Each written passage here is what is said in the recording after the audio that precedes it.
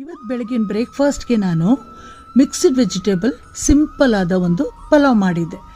Veg pulao ಸಖತ್ತಾಗಿತ್ತು taste.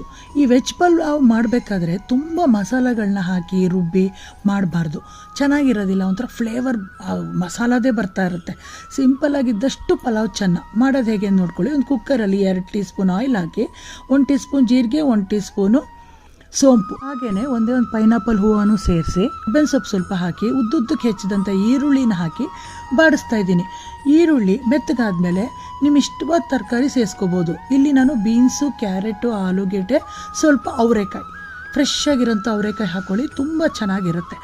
ಆ ತರಕಾರಿಗಳೆಲ್ಲ ಮೆತ್ತಗಾಗೋವರೆಗೂ ಒಂದು 5 ನಿಮಿಷ ಬಾಡಿಸಿ, ಅಷ್ಟೊತ್ತಲ್ಲಿ ಅದಕ್ಕೆ ಮಸಾಲ ರುಬ್ಕೋಬೇಕು. 1 ಹಿಡಿ ತೆಂಗಿನಕಾಯಿ ತುರಿ ಮತ್ತು 1 ಇಂಚ್ ಶುಂಠಿ, ಸ್ವಲ್ಪ ಹಸಿಮೆಣಸಿನ್ಕಾಯಿ, ಪುದೀನ ಸೊಪ್ಪು, 1 ಟೀ ಸ್ಪೂನ್ ಜೀರಿಗೆ, 1 ಟೀ ಸ್ಪೂನ್ ಸೋಂಪು, 2 ಪೀಸು ಚಕ್ಕೆ ಮತ್ತು ಲವಂಗ ಮತ್ತು ಏಲಕ್ಕಿ ಎಲ್ಲ 2 ತೊಗೊಂಡಿದ್ದೀನಿ. ಏಲಕ್ಕಿ 2, ಲವಂಗ 2, ಉದ್ದುದ್ದಕ್ಕೆ ಹೆಚ್ಚಿದಂಥ ಸ್ವಲ್ಪ ಈರುಳ್ಳಿ, ರುಬ್ಲಿಕ್ಕೆ ಎಷ್ಟು ಬೇಕೋ ಅಷ್ಟು ನೀರು ಸೇರಿಸ್ಕೊಂಡು ನೈಸಾಗಿ ಪೇಸ್ಟ್ ಮಾಡ್ಕೋಬೇಕು. ಈ ಪೇಸ್ಟನ್ನು ಕೂಡ ಸ್ವಲ್ಪ ಉರಿಬೇಕಾಗತ್ತೆ.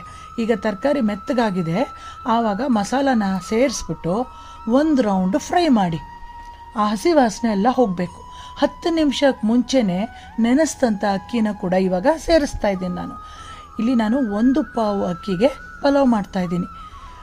1 ಪಾವ್ಗೆ 2.5 ಪಾವಷ್ಟು ನೀರು ಸೇರಿಸ್ಬೇಕಾಗತ್ತೆ. ಅಳತೆ 1:2.5.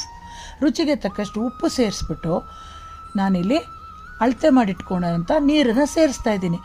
ಆ ನೀರಲ್ಲೇ ಸ್ವಲ್ಪ ತೊಗೊಂಡು ಮಿಕ್ಸಿ ಜಾರಲ್ಲಿ ಮೆತ್ಕೊಂಡಿರುತ್ತಲ್ಲ ಮಸಾಲ, ಅದರಲ್ಲೂ ಹಾಕಿ ಮಿಕ್ಕಿದ ನೀರನ್ನ ಸೇರಿಸ್ತಾ ಇದ್ದೀನಿ.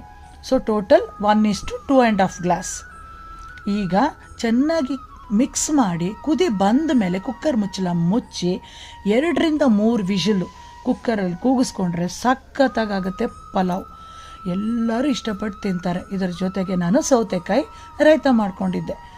ಸ್ವಲ್ಪ ಸೌತೆಕಾಯಿ ಹೆಚ್ಚಿಬಿಟ್ಟು ಗಟ್ಟಿ ಮೊಸರು ಹಾಕಿ ನಾನು ಬಡಿಸ್ಕೋಬೇಕಾದ್ರೆ ಉಪ್ಪು ಹಾಕ್ತೀನಿ. ಮುಂಚೆನೇ ಹಾಕ್ಬಿಟ್ರೆ ಹುಳಿ ಬಂದ್ಬಿಡುತ್ತೆ ಅಂತ ಉಪ್ಪು ಹಾಕಿಲ್ಲ. ನೋಡಿ, ಇವಾಗ ಪ್ರೆಷರ್ ಇಳಿದ್ಮೇಲೆ ತೆಗೆದು ನೋಡಿದ್ರೆ ಎಷ್ಟು ಚೆನ್ನಾಗಾಗಿರುತ್ತೆ ಗೊತ್ತಾ. ಮೆತ್ತಗಾಗಿರುತ್ತೆ, ಉದುದ್ರಾಗೂ ಇರುತ್ತೆ, ಸಖತ್ತಾಗಿರುತ್ತೆ. ಈ ಥರ ಪಲಾವ್ ಮಾಡಿ ನೋಡಿ, ಎಲ್ಲರಿಗೂ ಇಷ್ಟ ಆಗುತ್ತೆ.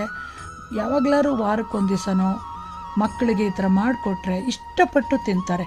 ಹೋಟ್ಲಿಗೆ ಹೋಗಿ ಅಷ್ಟೊಂದು ದುಡ್ಡು ಕೊಟ್ಟು ತಿಂದು ಹೆಲ್ತ್ ಹಾಳು ಮಾಡ್ಕೊಳ್ಳೋಕ್ಕಿಂತ ಮನೇಲೇ ನಮಗೆ ಗೊತ್ತಿರೋ ಮಸಾಲೆಗಳನ್ನ ಹಾಕ್ಕೊಂಡು ಮಾಡಿದ್ರೆ ಎಲ್ರಿಗೂ ಇಷ್ಟ ಆಗುತ್ತೆ. Friends, take care.